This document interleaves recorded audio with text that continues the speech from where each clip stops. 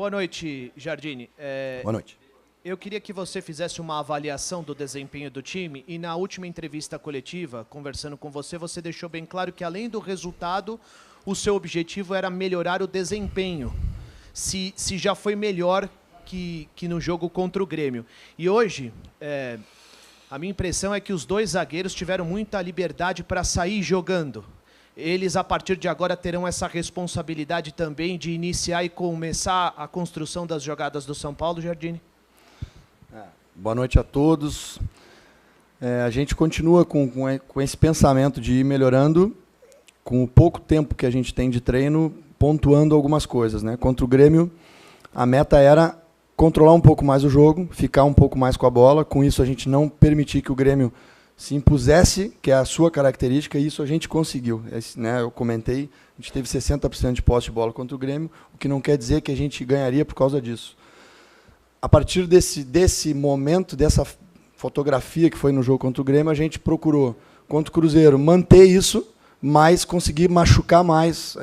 Era esse o objetivo, né? Conseguir, em cima da posse de bola que a gente teria de novo, imaginava eu, produzir um volume maior de situações, transformar o time num time um pouco mais perigoso. Agora, é um desafio tremendo, porque são pouquíssimos treinos, por mais que a gente tenha jogadores experientes. Sem o treino, eu sou um treinador que acredito demais que a ferramenta treinamento ela é decisiva para realmente haver a transformação.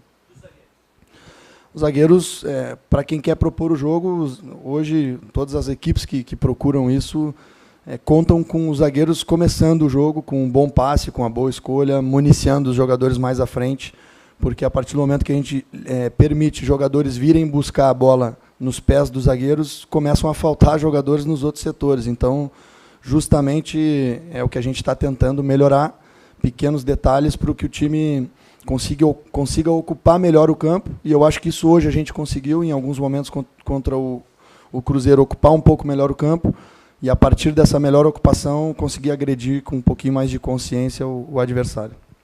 Giardini, tudo bem? Boa noite. Boa noite. A gente teve só 14 mil pessoas hoje, né? Um jogo desse tamanho, um jogo super importante, 24 mil no último jogo do São Paulo, e evidentemente que a arquibancada é um reflexo do que acontece dentro de campo.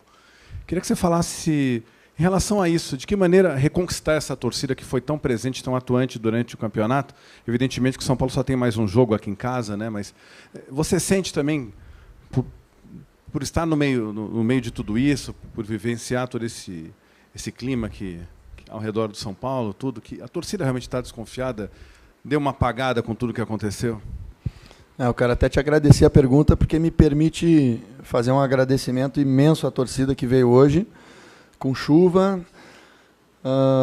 ainda vendo a equipe jogar um futebol que não é aquele que lhe encanta. Eu acho que o reflexo do desempenho nos últimos jogos do São Paulo é a torcida na arquibancada, né? Claro que a torcida quer, em primeiro lugar, vencer, como todos nós, né? O futebol ele é movido a resultado, mas quando as atuações também proporcionam um espetáculo um pouco melhor de se assistir, se convida um pouco mais as pessoas a assistirem o jogo. E a gente ainda tem bastante consciência de que não proporciona um espetáculo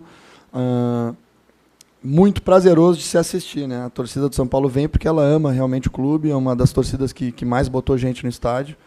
Então eu só tenho que realmente agradecer, e que bom que esse pessoal que veio hoje, o que eu percebi foi que cantou do início ao último minuto do jogo, e isso com certeza nos empurrou ali naqueles momentos difíceis que a gente passou no final do jogo. A torcida teve do nosso lado. Giardini, boa noite. Classificado agora para a pré-Libertadores, dá para falar a sua vontade, pelo menos para o ano que vem, a sua vontade é ser efetivado como técnico do São Paulo, do principal? E uma segunda pergunta, além, claro, do São Paulo fazer a parte dentro de campo, tem que torcer um pouquinho contra o Grêmio? A gente colocou internamente essa meta, a gente vai brigar sim com o Grêmio, com todas as nossas forças para conquistar essa quarta vaga. Entendendo que dificilmente os três primeiros, Flamengo, Palmeiras, Flamengo e Inter, deixarão de ser os três primeiros da competição.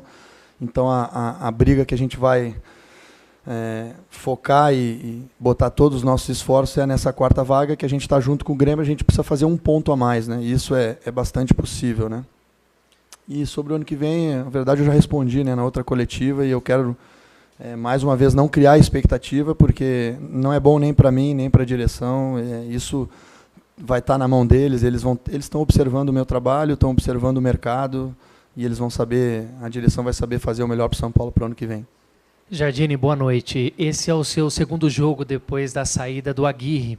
E você mudou a escalação contra o Grêmio agora, diante do Cruzeiro. Primeiro você apostou em um ponta com mais velocidade, o caso do Elinho, e agora com o Shailon. Por que essa mudança? Então, o Elinho, se tivesse condição física hoje, começaria o jogo, porque entendo que ele fez um grande jogo, foi uma das melhores peças da nossa equipe no jogo contra o Grêmio. Saiu já naquele jogo porque não aguentou, né? Sentiu travar as duas pernas, panturrilha e posterior. E, infelizmente, a gente pegou um jogo com o menor tempo de descanso entre eles, foram apenas 2 dias. Eu acreditava que o Elinho conseguisse recuperar, mas hoje de manhã ele ainda, no processo de ativação que a gente faz nos dias dos jogos, ele relatou ao departamento médico que ainda sentia as duas panturrilhas muito pesadas. E com todos os elementos que a gente tem, fisiológicos, os departamentos se reuniram, cruzaram as informações e foi prudente tirar ele, porque o risco de lesão seria imenso e possivelmente ele não aguentaria nem o primeiro tempo, pediria para sair antes do primeiro tempo. E aí, com isso, abriram a possibilidade de eu colocar um outro jogador ali, talvez o jogador mais perto, mais parecido com ele hoje do plantel seja o Antony, que entrou no segundo tempo, e é também um menino talentosíssimo, mas com certeza também ainda não aguenta o jogo inteiro, e talvez sentiria ainda mais que o Shailon, né, o peso de começar o jogo. E eu acho que das opções que a gente tinha, o Shailon é aquele que está vivendo um grande momento, está se dedicando muito nos treinamentos, saiu hoje porque saiu extenuado, deixou tudo dentro de campo, e tinha a função e a competência para controlar o jogo, ajudar a gente a ficar um pouco mais com a bola e, em alguns momentos, flutuar para dentro para poder exercer a função de meia. Jardine, boa noite. Voltando a falar dessa briga com o Grêmio agora, que você colocou como meta nessas últimas 3 rodadas, os últimos três adversários são times que estão lutando contra o rebaixamento ainda. Isso de alguma forma facilita ou pelo contrário dificulta porque estão desesperados tentando sair dessa situação? A gente vai respeitar todos os jogos, né? Justamente comparando a nossa tabela e a do Grêmio, é muito difícil de saber quem tem a pior, porque, como tu comentaste, praticamente todos os times estão brigando por alguma coisa. O Cruzeiro talvez fosse a exceção, mas é um grande time, é o campeão da Copa Brasil e naturalmente se impõe e consegue jogar um bom futebol. E a partir de agora sempre vão ser jogos que vão valer muito para as duas equipes e com certeza não vai ter jogo fácil, não.